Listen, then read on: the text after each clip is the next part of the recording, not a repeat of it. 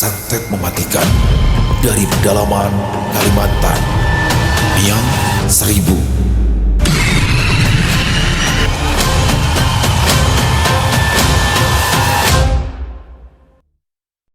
Assalamualaikum warahmatullahi wabarakatuh. Halo semuanya teman-teman, selamat malam, selamat datang kembali di channel kesayangan kita, channel Ilo Bercerita, dan masih bersama saya Ilo dimanapun teman-teman berada.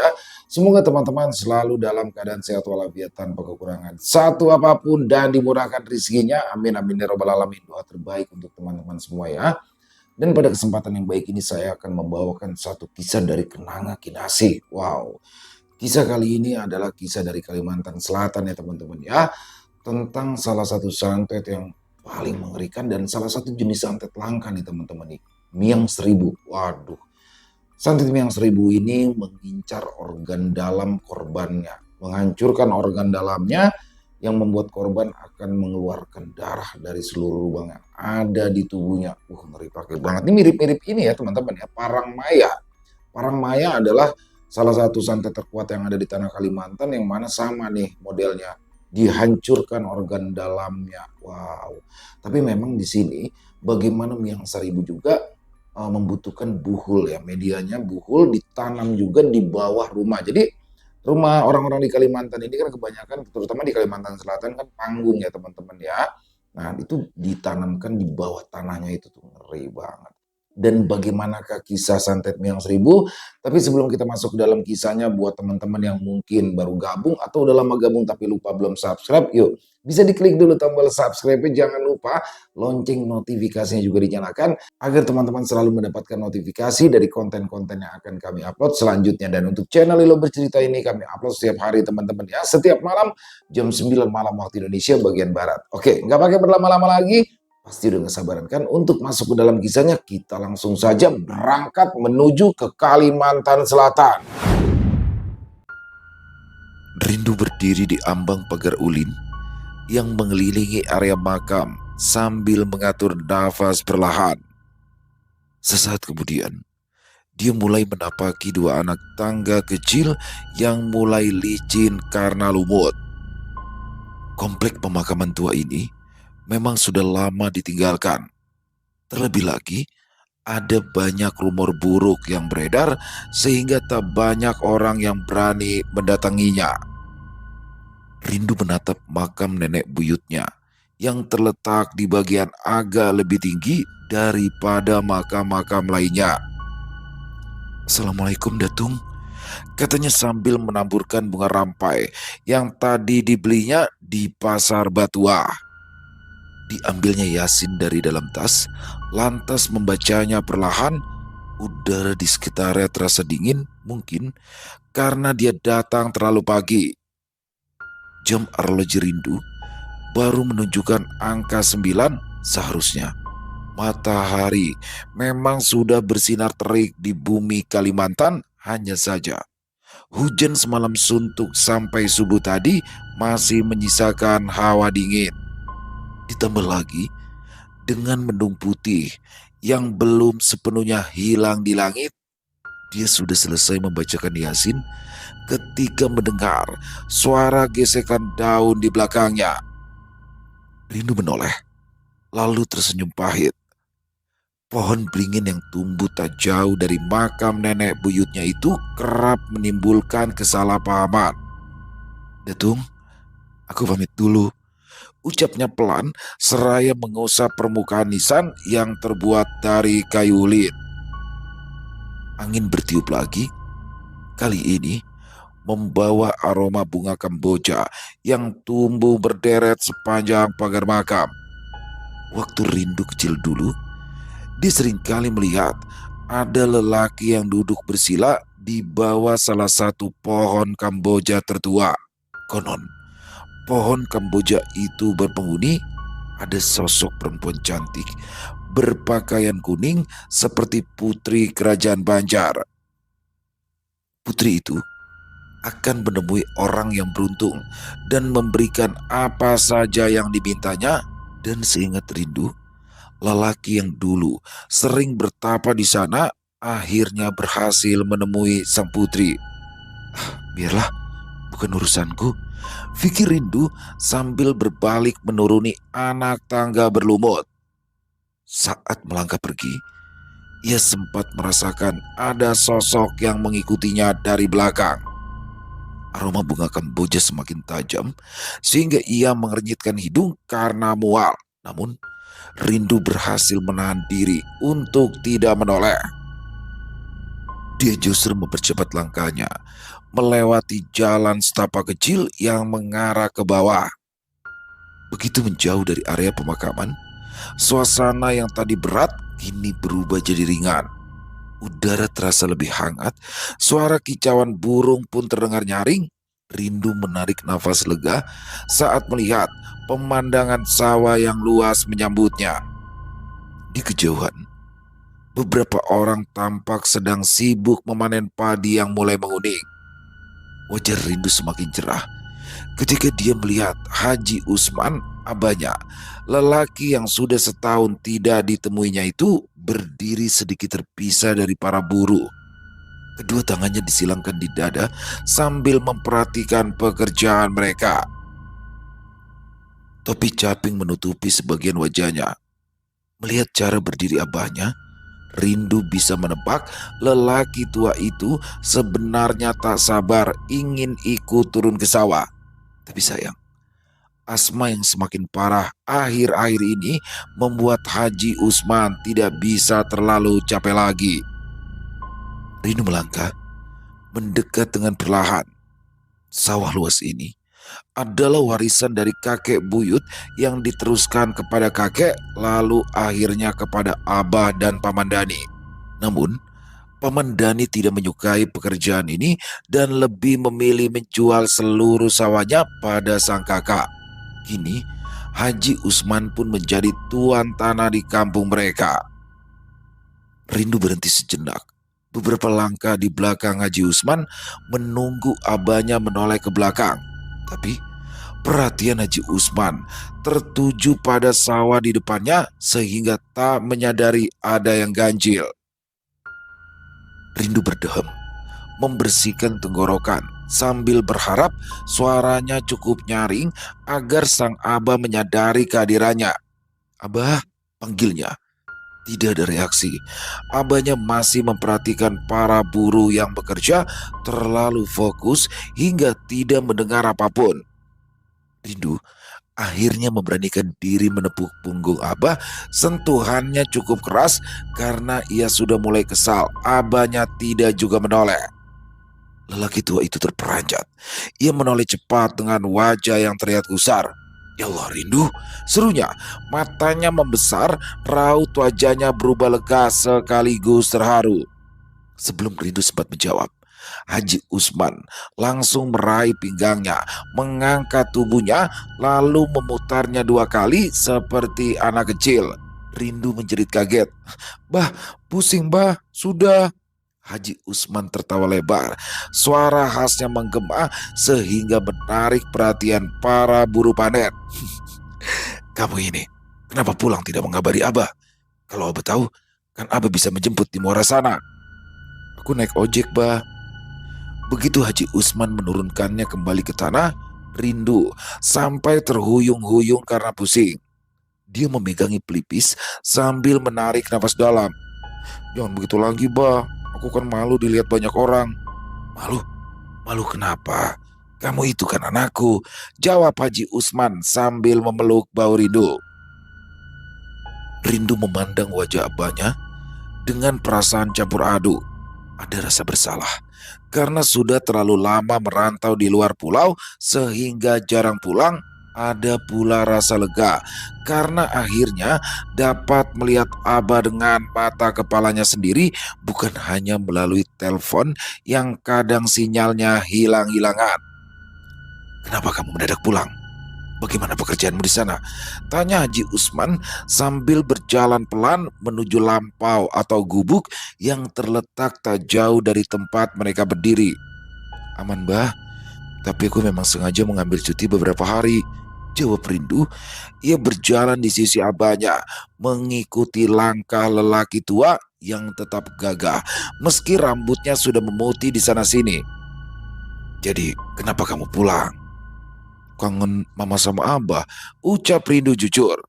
Abahnya menoleh, senyumannya berubah lebih lembut. Kami berdua juga dandaman denganmu. Rumah makin terasa sepi, karena kamu terlalu lama merantau.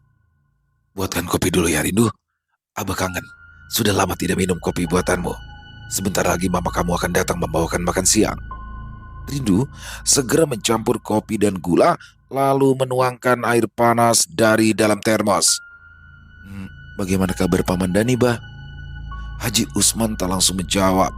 Ia memandang Rindu dengan tatapan rumit, lalu bertanya heran. Kenapa tiba-tiba bertanya tentang Paman Dani? Bukan apa-apa, saut Rindu. Mereka berdua pun duduk di sana sambil mengobrol. Rindu menceritakan tentang hal yang dilaluinya selama perjalanan pulang. Dia juga sempat mampir ke makam nenek buyut karena merindukan sosoknya. Nenek buyut memang berusia lebih panjang daripada nenek Rindu sendiri, sehingga Rindu nenek buyutnya meninggal dunia di usia 110 tahun setelah cukup lama terbaring di tempat tidur. Sambil bercerita, Rindu memperhatikan salah satu perempuan buruh panen yang bekerja tak jauh dari mereka. Perempuan itu mengenakan kaos panjang berwarna pudar, celana panjang, dan topi purun yang lebar. Gerakannya agak lambat dibanding yang lain. Sesekali ia juga berhenti untuk mengurut kening, sepertinya sedang menahan pusing. Rindu melirik ke arah Haji Usman. Bah, itu Katina kan? Haji Usman menatap ke arah yang ditunjuk Rindu. Ya, dia Tina. Kakak kelasmu waktu di SD dulu. Sepertinya dia sedang sakit. Apa iya? Tapi kalau dia sakit, dia pasti minta pulang lebih dulu. Rindu hendak menjawab ketika angin tiba-tiba berembus lebih kencang, rumpun padi bergoyang serempak, udara yang tadinya hangat kini terasa dingin menggigit. Musim kemarau, tapi hujan tadi malam turunnya deras sekali, gerutu Rindu sambil mengambil jaket yang sempat dilepasnya. Haji Usman tertawa. Rindu kembali mengamati Tina. Cara berdiri perempuan itu terlihat semakin goyah, tubuhnya sedikit condong ke depan, tampaknya dia mulai kehilangan keseimbangan. Bah, bisik Rindu kali ini lebih serius. Katina, Bah. Haji Usman tergesa-gesa turun dari lampau. Tina mengerang. Tangannya memegang perut lalu naik ke dada. Sedetik kemudian dia ambruk ke tanah. Ding! Teriak buruh lainnya, mereka berlari ke arah Tina yang sudah tidak sadarkan diri. Rindu berlari kecil, mengikuti Haji Usman yang refleks mendekat. Wajah Tina pucat, matanya setengah terbuka tetapi tak fokus. Dari sudut bibirnya mengalir darah berwarna merah segar, mengalir deras lalu menetes ke tanah. Tina muntah darah, seru yang lain. Rindu terpaku di tempat. Hawa dingin yang sejak tadi mengikuti dari pemakaman kembali terasa, sehingga tanpa sadar ia mengusap tengkuknya. Haji Usman memberi respon lebih cepat daripada siapapun. Begitu melihat Tina yang sudah tidak sadar, dia langsung memanggil dua buruh lelaki untuk membantunya mengangkat tubuh perempuan malang itu. Ayo cepat, angkat ke mobil, kita bawa ke puskesmas, serunya dengan suara panik. Tina pun segera dibopong ramai-ramai. Rindu mengikuti langkah mereka sampai ke tepi jalan tempat mobil pick up Haji Usman diparkir. Mobil itu milik keluarga. Biasanya memang dipakai mengangkut hasil panen sawah atau kebun. Abah membuka pintu dan menyuruh mereka membawa Tina masuk. Acil Siti, sepupu Tina, datang tergopoh-gopoh dengan wajah yang cemas. Pak Haji, aku ikut, katanya sambil memegang pinggiran pintu mobil. Naik kecil, jaga dia, jawab Haji Usman cepat. Rindu ingin ikut, tetapi abahnya mengangkat tangan dan melarang. Kamu tinggal dulu, berjaga dengan orang-orang di sini. Sebentar lagi, Mama Ikam pasti datang. Bah, aku ikut ya. Kamu mau naik di mana?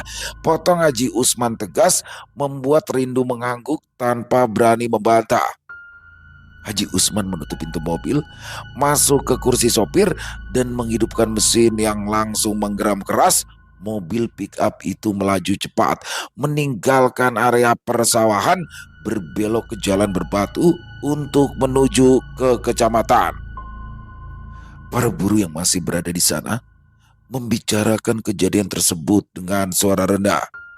Sepertinya sakit Tina parah sekali, sampai muntah darah begitu, gumam salah satu kawan Tina. Tak lama kemudian, tampak seorang perempuan berkerudung biru datang dengan langkah cepat. Ibunya Rindu, Haji Galuh. "Ada apa?"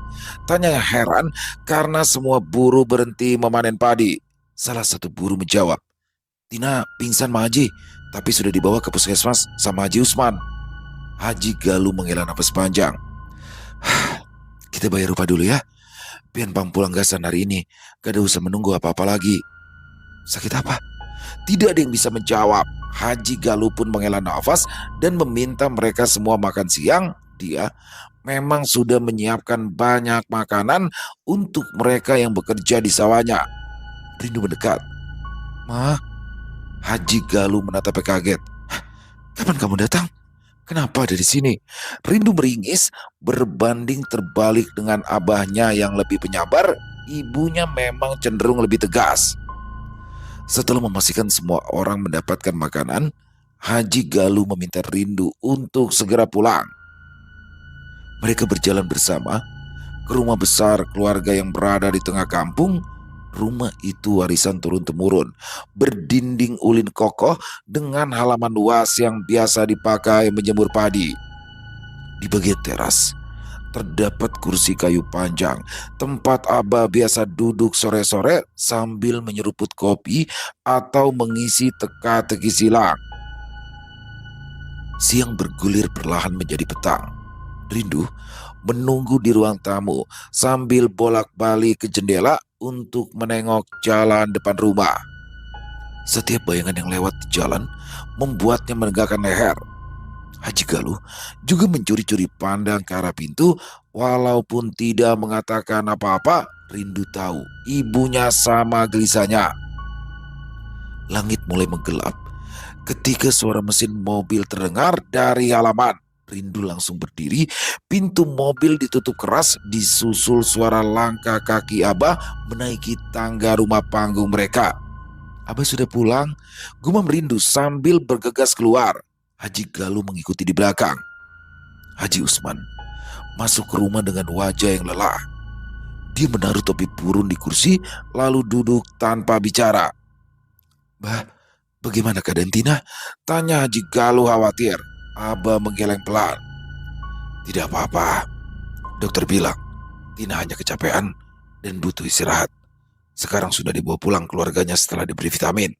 Rindu menghela nafas lega, tetapi Haji Usman tidak terlihat lega.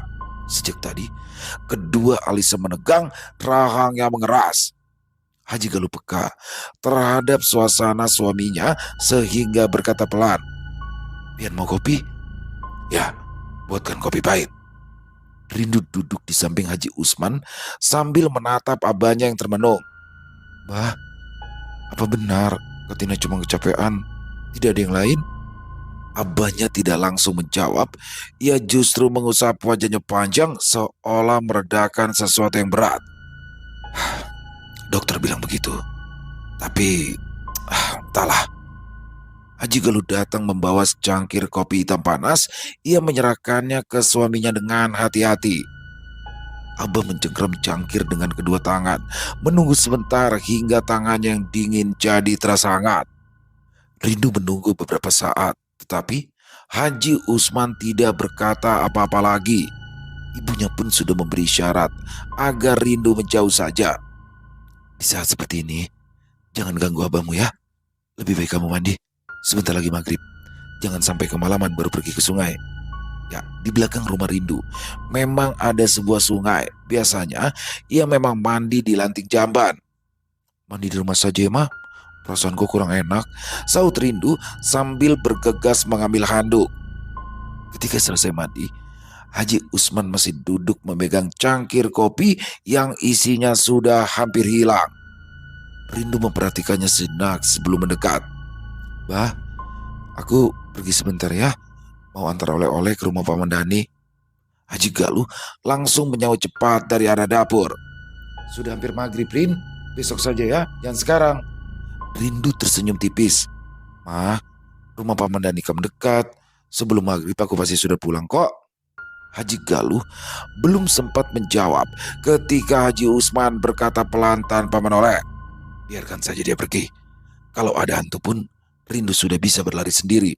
Rindu cemberut mendengar jawaban Haji Usman. Haji Galuh memandang suaminya lalu memandang Rindu lagi. Ia akhirnya menghela nafas. Baiklah, tapi cepat pulang ya. Jangan singgah kemana-mana lagi. Iya, Mah. Ia mengambil tas jinjing berisi oleh-oleh yang memang sengaja dibelinya untuk keluarga Paman Dani dan kedua sepupunya. Rumah Paman Dani tidak jauh. Dia hanya melewati jalan setapak yang membelah kebun pisang dan beberapa rumah tetangga. Jalan di sekitar kampung memang mulai terasa sepi. Hanya terdengar suara beberapa anak kecil yang masih bermain di halaman rumah masing-masing. Meski mereka juga sudah mulai dipanggil ibu-ibu mereka untuk masuk. Lampu-lampu rumah mulai dinyalakan satu persatu. Rindu mempercepat langkah. Dia ingin sampai sebelum langit benar-benar gelap agar ibunya tidak semakin cemas. Beberapa menit kemudian, sampailah ia di rumah Paman Dani. Rumahnya besar, dibangun permanen dari beton, jauh berbeda dengan rumah Haji Usman yang terbuat dari ulit. Acil Hasnah, istri Paman Dani, menyambutnya dengan wajah senang, memeluknya, dan langsung menyuruhnya masuk. Mereka berbicara sebentar untuk saling bertukar kabar dan menceritakan kehidupan Rindu di perantauan. Percakapan itu menyenangkan, tetapi Rindu teringat pesan ibunya, maka setelah beberapa menit dia langsung berpamitan pulang. Mama akan mengamuk kalau aku pulang terlambat, Cil, kata Rindu. Salam untuk Paman Dani ya, besok aku kesini lagi. Iya, hati-hati di jalan, Rindu. Rindu keluar dari halaman rumah dengan setengah berlari. Udara di sekitarnya terasa sedikit lebih dingin daripada sebelumnya. Ketika dia hampir mencapai tikungan terakhir menuju rumah, suara azan sayup-sayup terdengar. Suara azan menggema lembut membuat punggung Rindu menggelenyar. Rindu bergidik. Sesaat dia menyesal karena terlalu lama mengobrol dengan Acil Hasnah. Untungnya jarak rumahnya kini tersisa beberapa meter saja. Rindu menoleh spontan ke arah asal suara. Dia melihat sosok perempuan berdiri, tidak lebih dari 5 meter darinya. Tubuhnya kurus, wajahnya pucat diterangi cahaya samar. Tina. Rindu membelalakan mata. Tina, kenapa kamu ada di sini? Tina membuka mulut seperti hendak mengatakan sesuatu, bibirnya bergerak, tetapi saat bersamaan suara azan maghrib semakin keras sehingga menelan suara Tina. Rindu tidak mendengar satupun kata yang keluar. Dia tercengang sambil memandangi bibir Tina yang kering. Kak, aku tidak bisa mendengar, kata Rindu sambil menggelengkan kepala. Tina tersenyum, bibirnya tertarik sampai hampir mendekati telinga. Bulu kuduk Rindu merebang. Dia mundur perlahan karena merasakan ada yang ganjil dari sosok Tina. Rin, kenapa melamun di situ? Haji Galuh berseru nyaring dari depan rumah. Rindu menyaut. Sebentar, Mah.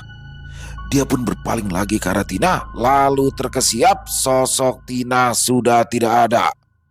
Rindu terdiam beberapa detik. Sampai akhirnya dia sadar semua ini jelas tidak beres. Rindu mempercepat langkah. Kali ini nyaris berlari. Kenapa kamu berdiri di bawah pohon, Ramania? Kamu lupa pohon itu ada penunggunya, sergah Haji Galuh gusar. Rindu tidak berani menjawab. Kalau dia menjelaskan dirinya tadi bertemu Tina, bisa-bisa ibunya akan semakin marah.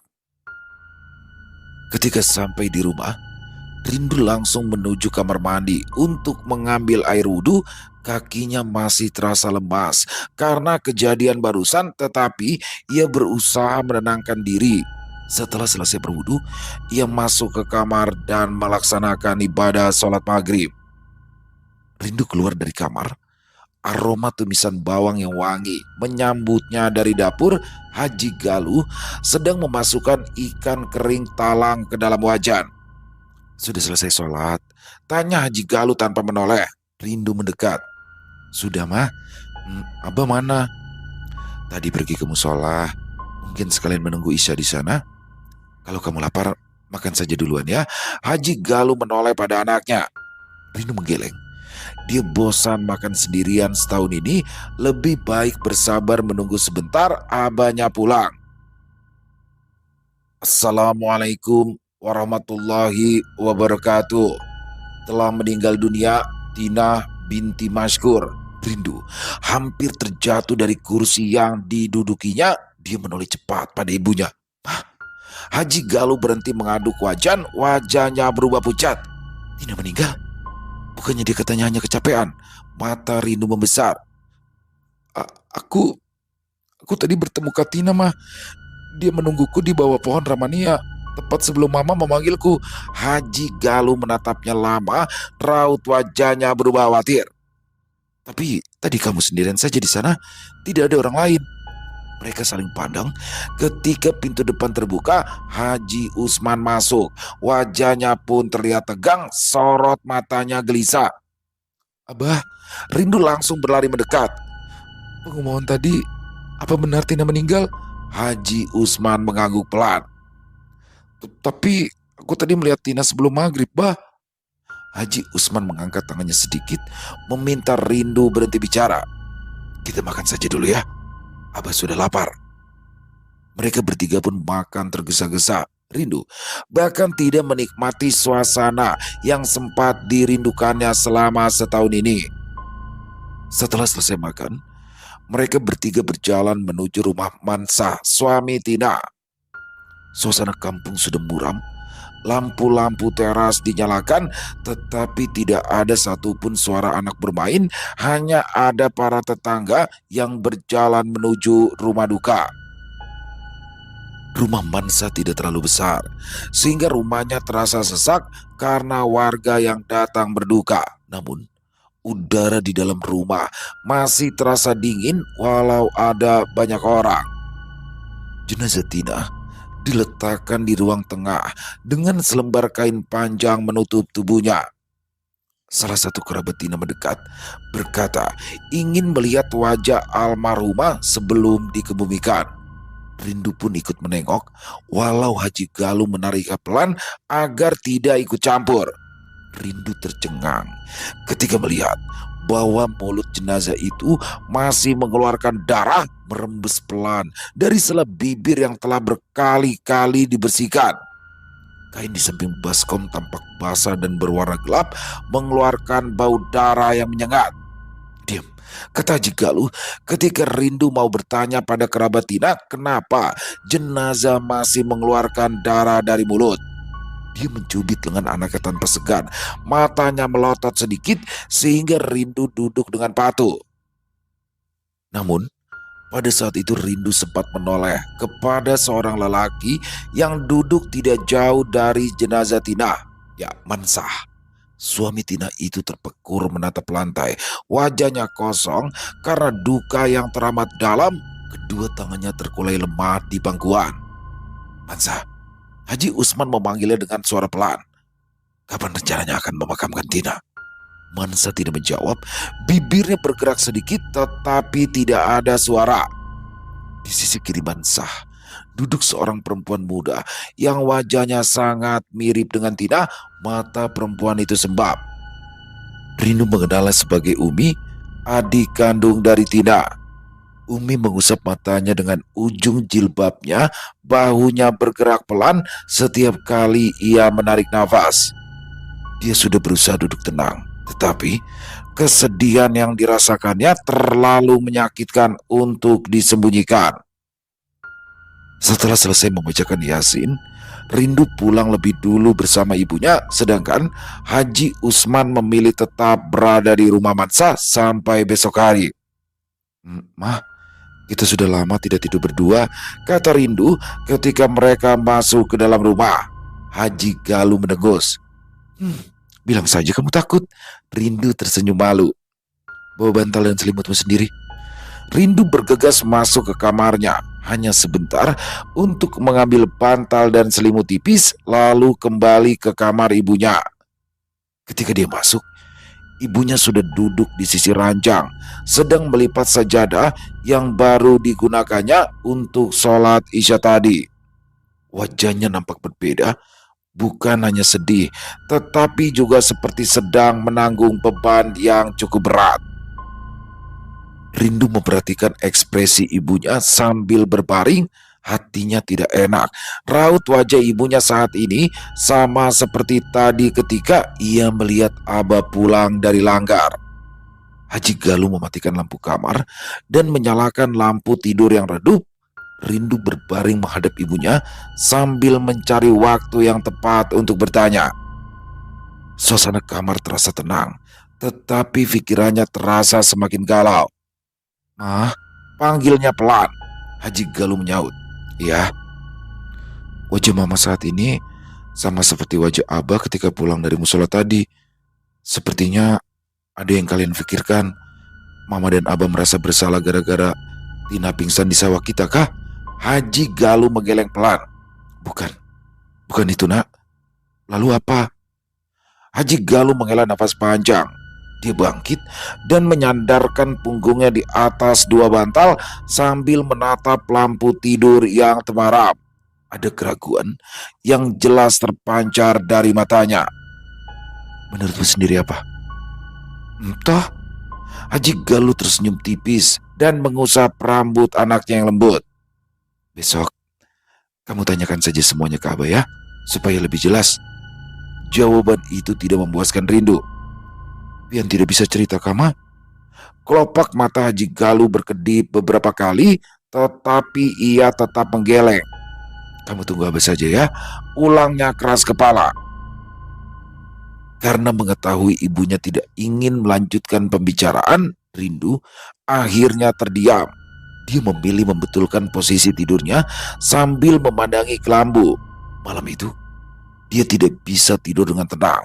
Telinganya berulang kali menangkap suara kecil sehingga dia mengira jika abahnya sudah pulang ke rumah. Suara tikus, gumam Haji Galuh ketika badan Rindu sedikit terlonjak karena mendengar suara keras di ruang tamu. "Tikus," ulang Rindu heran. Ibunya tidak menyaut lagi, matanya terpejam rapat kembali. Rindu tidak percaya jika itu adalah suara tikus karena ibunya sangat menjaga kebersihan rumah. Hampir tidak ada tempat untuk tikus bersembunyi di rumah mereka. Dia bergidik dan memutuskan untuk pura-pura tidur sama seperti yang dilakukan ibunya.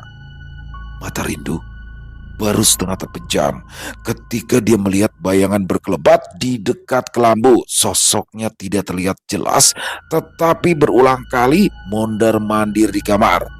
Rindu bergerak sedikit, tetapi tangan Haji Galuh sudah bergerak lebih cepat. Dia memberikan isyarat dengan menggelengkan kepala perlahan, melarang anaknya untuk mencari tahu sosok apa yang sejak tadi berada di kamar mereka.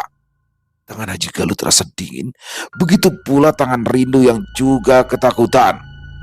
Mereka berdua terus berpegangan tangan sampai akhirnya terdengar suara azan subuh. Barulah pada saat itu keduanya bisa bernafas lega dan tertidur nyenyak. Jenazah Tina dimakamkan sekitar pukul 8 pagi, tetapi Haji Galuh dan anaknya tidak ikut pergi mengantarkan. Keduanya masih ketiduran sampai akhirnya Haji Usman pulang ke rumah. Suara kunci diputar langsung membangunkan Rindu. Dia nyaris melompat dari ranjang ketika melihat ibunya keluar. "Cepat rapikan ranjang, terus langsung mandi," kata Haji Galuh kepadanya. "Kita bangun kesiangan mah," keluh Rindu. Ibunya tidak menyahut. Perempuan itu sudah pergi keluar kamar dan menyambut suaminya. Terdengar suara percakapan mereka berdua. Sementara Rindu sibuk membereskan kamar, dia bergegas keluar. Tetapi abahnya sudah tidak ada di rumah. "Abah kemana mah?" "Mandi ke sungai. Tadi abah ikut menggali kubur, makanya badannya kotor. Haji Galuh memandang Rindu dengan hidung dikernyitkan. "Kamu juga bau? Mandi sana." Rindu tidak punya pilihan. Dia pun segera mandi daripada ditegur keras oleh ibunya lagi. Setelah berganti pakaian, dia menuju ke dapur dan mendapati ibunya sedang termenung sambil menatap panci berisi nasi. Dia mendekat dan ikut memandangi nasi yang sudah basi sehingga Rindu ibunya memasak nasi itu tadi malam dan seharusnya belum basi. "Sepertinya aku kurang bersih membilas beras," kata Haji Galuh saat menyadari Rindu juga tengah memandangi panci nasi. "Kamu rebuskan air untuk Abah minum kopi ya. Sekalian buatkan teh juga untuk kita berdua," ucap Haji Galuh lagi sambil beranjak ke belakang rumah. Nasi yang sudah lembek itu dibagikannya kepada bebek yang mereka pelihara di belakang rumah. Haji Galuh memang tidak mau membiarkan makanan terbuang sia-sia. Rindu sedang merebus air ketika mencium aroma sabun. Ya, Haji Usman baru selesai mandi setelah pulang dari kuburan dan tampak sangat letih. Rambutnya yang sebagian memutih masih basah, kaos lengan panjang yang melekat pada tubuh karena tak pakai handuk. "Kopinya letakkan di atas meja saja, Rin. Abah mau tidur dulu." Haji Usman berjalan perlahan menuju kamar dengan niat beristirahat. "Abah, ada yang mau aku tanyakan," ujar Rindu pelan sambil mendekat. Langkah Haji Usman terhenti. Ia menatap anaknya dengan sorot mata yang sulit ditebak. "Apa yang mau kamu tanyakan?" "Katina, Bah." Haji Usman menghela nafas berat. "Kamu tutup dulu pintu jua jendela. Pastikan tidak ada orang di luar yang bisa menguping obrolan kita." Rindu mematung sejenak. "Kenapa begitu, Bah?" "Sudah, lakukan saja. Itu kalau kamu memang ingin tahu." Rindu segera menurut tanpa banyak tanya lagi.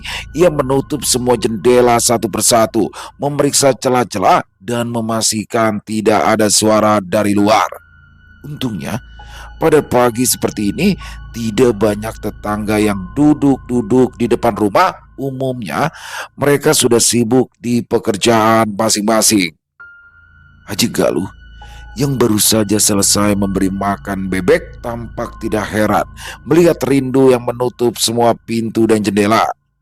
Dibatalkannya niat untuk membasuh beras lalu ikut duduk di samping suaminya. "Ada apa sebenarnya, Bah?" Rindu mengambil posisi duduk di depan ayahnya. "Kenapa pian lawan Mama sejak kemarin muram sekali?" "Rindu, kamu bisa jaga rahasia?" Rindu menelan ludah. Bisa, Bah. Ingat, jangan sampai ini tersebar ke orang lain, karena nama baik keluarga kita juga akan terbawa-bawa."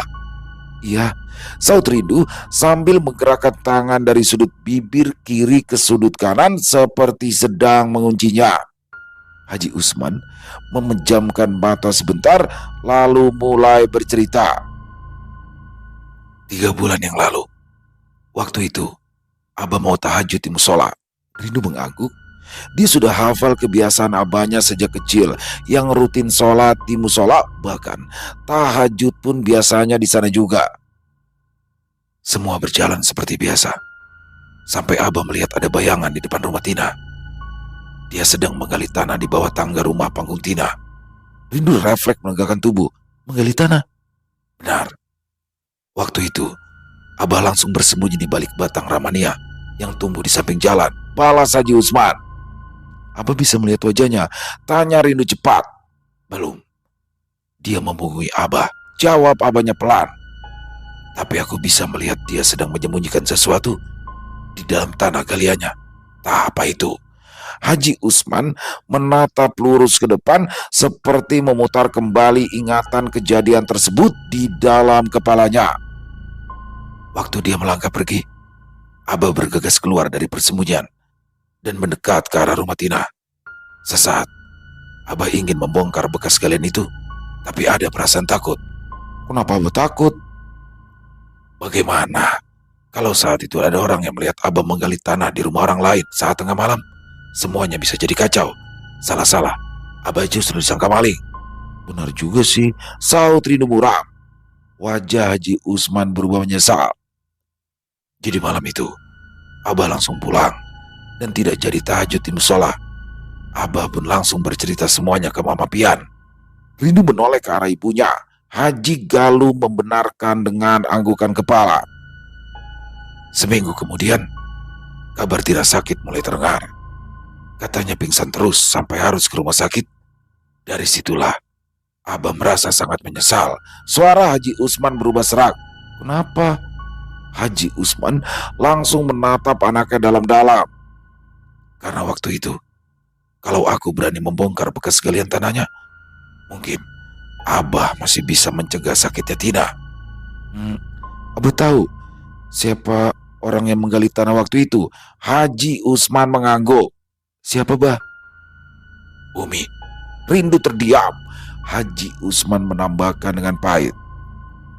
Adik kandung Tina sendiri yang sudah mengguna-gunai kakaknya. Rindu menjilati bibirnya yang terasa kering.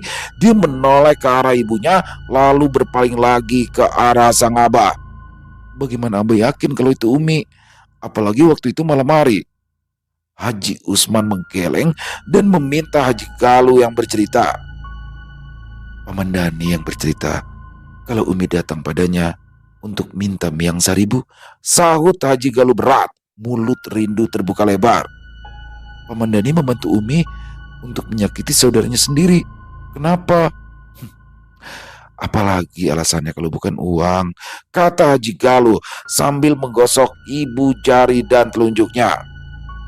Pamanmu itu kan sejak dulu tidak suka bekerja keras. Makanya dia menuntut ilmu hitam kemana-mana supaya bisa menjadi dukun. Ya, dan keinginannya sekarang terwujud. Dia menjadi dukun terkenal dan rumahnya selalu saja didatangi banyak orang. Selah Haji Usman pahit. Meskipun Dani adalah adiknya sendiri, ia tetap tidak suka mendengarnya memilih menjadi dukun daripada mencari uang halal dengan cara bekerja keras. Rindu menunduk. Dia ingat, semasa kecilnya dulu, Paman Dani memang sering menghaluat sendirian di pohon Kamboja dekat makam nenek buyutnya. Beberapa kali, Rindu disuruh Abah untuk memanggil Paman Dani pulang ke rumah, tetapi Paman Dani menolak. Rupanya, keinginan Paman Dani waktu itu berhasil. Dia sudah mendapatkan kesaktian sesuai dengan apa yang diharapkannya. Setahu Rindu, miang seribu sangat menyakitkan penderitanya yang akan mengalami pendarahan dari dalam. Organ tubuhnya perlahan membusuk sampai akhirnya dia memuntahkan darah hitam. Pada saat itu, keadaan korban tidak akan bisa diselamatkan lagi. Pantas saja abahnya terlihat muram, pasti karena merasa bersalah pada Tina.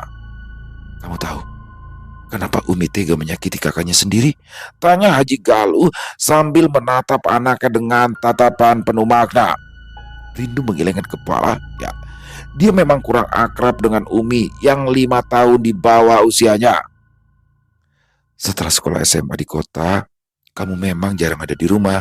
Wajar saja kalau tidak tahu kabar di sini. Jadi, apa yang membuat Umi setega itu, Ma? Dulu, Umi sempat dekat dengan Mansa. Kemana-mana mereka selalu berduaan. Bahkan warga kampung mengira Mansa akan menikahi Umi. Haji Usman tersenyum kaku mengingat kejadian itu. Tapi kemudian, Mansa datang melamar, tapi dia melamar Tina untuk menjadi istrinya. Rindu memang sempat mendengar kabar itu dari tetangga, tetapi dia tidak menghiraukannya lebih jauh. Kampung kita sempat geger karena Mansa yang berpacaran dengan Umi tiba-tiba melamar Tina. Apalagi perbedaan umur mereka berdua juga cukup jauh. Mansa lebih muda 6 tahun dari Tina. Mungkin dulu Mansa mendekati Umi karena ingin mencari tahu tentang Tina. Terka Rindu pelan. Haji Galuh menggeleng, wajahnya terlihat lebih muram lagi. Kamu salah. Mansa awalnya memang mencintai Umi, bahkan dia sempat membelikan cincin untuk mengikatnya. Lalu, kenapa dia menikah dengan Tina? Tanya Rindu kebingungan. Itu ulah pamanmu lagi, kata Haji Usman berat. Tina datang meminta tolong pada Dani untuk membuat Mansa tergila-gila padanya. Mata Rindu melebar tanpa sadar. Dia menutup mulut dengan kedua tangannya. Kejadian ini benar-benar di luar dugaan Rindu. Pantas, kedua orang tuanya tampak muram dan penuh penyesalan. Paman Dani ikut andil dalam masalah ini. Waktu berlalu dengan cepat. Warga sempat diteror oleh penampakan Tina, sehingga tidak ada lagi yang berani keluar rumah setelah maghrib. Haji Usman pun dibujuk Rindu untuk sholat Isya di rumah saja karena tidak mau ditinggalkan di rumah berdua dengan ibunya saja. Mereka juga memilih makan malam sebelum maghrib dan segera mencuci peralatan kotor. Pasalnya, Haji Galuh sempat lupa mencuci piring malam itu dan berniat dikerjakan esok pagi saja. Keesokan paginya, Rindu ribut karena piring dan gelas kotor mereka berlendir dan berbau busuk. Tidak ada yang terang-terangan menyebut hantu Tina, tapi mereka sudah tahu sama tahu. Setiap malamnya, Rindu tidur bersama ibunya, sedangkan abahnya terpaksa tidur beralas tikar pandan di dalam kamar yang sama. Setelah beberapa hari ketakutan di kampung, masa cuti Rindu pun habis. Dia harus kembali ke tempatnya bekerja yang jaraknya cukup jauh dari kampung kelahirannya. Jarak yang jauh membuat Rindu tak bisa pulang sesering yang ia mau. Dia hanya bisa melampiaskan kerinduan melalui sambungan telepon yang kadang juga sering terganggu sinyal. 1 tahun kemudian, barulah Rindu pulang ke kampungnya lagi. Kali ini, ia menghubungi abahnya agar menjemput dirinya di Muara saja. Rindu malas naik ojek di musim hujan seperti sekarang. "Kapan kamu pulang dengan calon menantu Abarin?" tanya Haji Usman setelah menaikkan koper Rindu ke bak belakang pick up kesayangannya itu. "Abah sabar saja dulu ya," saut Rindu sambil masuk ke dalam mobil. Abahnya menggerutu karena Rindu masih saja sendiri sedangkan teman-teman seusianya sudah punya anak. "Bah, stop bah," suruh Rindu seraya menunjuk seseorang. Haji Usman menghentikan mobilnya dengan tiba-tiba. Dia mau mengomel kepada Rindu tetapi terdiam ketika mengenali sosok yang ditunjuk oleh Rindu. "Umi, kenapa seperti itu, bah?" Mata Rindu membelalak melihat Umi berpakaian tak karuan sambil bernyanyi sepanjang jalan. Dia gila. Setelah Mansa meninggal karena sakit yang sama seperti Tina, Haji Usman memandang Umi dengan tatapan kasihan bercampur tak suka. Sepertinya dia lupa menggali biang 1000 yang ditanamnya di bawah rumah Masna. Bulu roma Rindu meremang. Ternyata manusia tak harus menunggu kematian datang untuk menerima hukuman atas kesalahan yang pernah dilakukannya. Begitu juga dengan Umi dan Tina. Selesai. Wow, luar biasa. Kenanga Kinasi selalu keren, pakai banget kisahnya ya. Dan kayak biasa nih kisahnya. Tapi ternyata rumit sekali ya pas endingnya.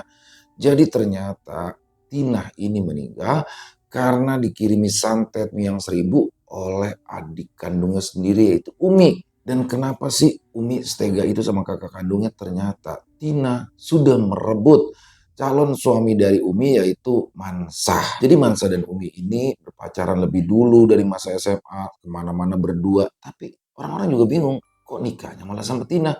Ternyata di sini Tina mengirimkan pelet terlebih dahulu kepada Mansa sehingga akhirnya menikahi Tina. Umi sakit hati dikirimin tuh. Dan uniknya di sini satu dukun teman-teman. Satu dukun yang dipakai. Umi maupun Tina memakai dukun yang sama yaitu Paman Dani. Paman dari Rindu. Waduh, ngeri banget ya. Ini benar-benar gelap mata dia. Yang penting uang. Tina datang ngasih uang, dikerjain. Umi datang ngasih uang, dikerjain. Waduh, ngeri banget. Dan di sini Mansah yang nggak tahu apa-apa menjadi korban. Sampai akhirnya dia meninggal dan Umi juga mendapatkan karmanya karena kehilangan kewarasan. Luar biasa sekali kisahnya. Banyak sekali hikmah yang bisa kita ambil dari kisah barusan. Terutama di sini Haji Usman ya. Haji Usman harusnya dari awal ketika dia melihat Umi, ketika dia melihat Umi yang menaruh buhul itu, harusnya dia ngomong tuh. Harusnya di situ dia bisa menghentikan itu, nggak harus diambil sendiri, paling tidak dia temui dong Uminya. dinasihatilah uminya atau bagaimana caranya. Jadi gitu teman-teman ya, mungkin itu salah satu hikmah yang baik ketika kita melihat sesuatu yang bisa mengakibatkan celakanya orang lain karena kita sudah terlanjur melihat ya. Jadi membiarkan itu juga sama saja gitu ya teman-teman. Jadi semoga ada hikmah baik yang bisa diambil dan kita buang yang buruk-buruknya. Buat kenang kinasi, terima kasih dan semoga kisah barusan bisa menghibur teman-teman semua ya. Para pecinta penikmat horor misteri, lebih khususnya lagi kepada para subscriber di channel Lilo Bercerita. Buat yang punya komentar silakan bisa menuliskan di dalam kolom komentar ataupun hanya sekedar saling menyapa. Insya Allah kami akan menjawabnya satu persatu. Yang suka dengan videonya bisa diklik tombol like-nya, tombol jempolnya, boleh juga dong dibantu di-share ya link videonya ini ke teman-teman yang lain. Dan oh ya, ada tombol hype, bisa diklik juga tombol hype-nya ya teman-teman ya. Dan di akhir kata saya Ilham mengucapkan permohonan maaf apabila mungkin dalam pembawaan kisahnya barusan ada kata-kata saya yang salah ataupun ada kata-kata saya mungkin yang kurang berkenan. Saya mohon dibukakan pintu maaf yang seluas-luasnya. Sampai berjumpa lagi di konten-konten kami selanjutnya yang pasti tidak kalah serunya, yang pasti tidak kalah horornya. Masih bersama saya Ilo di channel Ilo Bercerita. Salam sehat, sukses selalu untuk kita semua. Wassalamualaikum warahmatullahi wabarakatuh.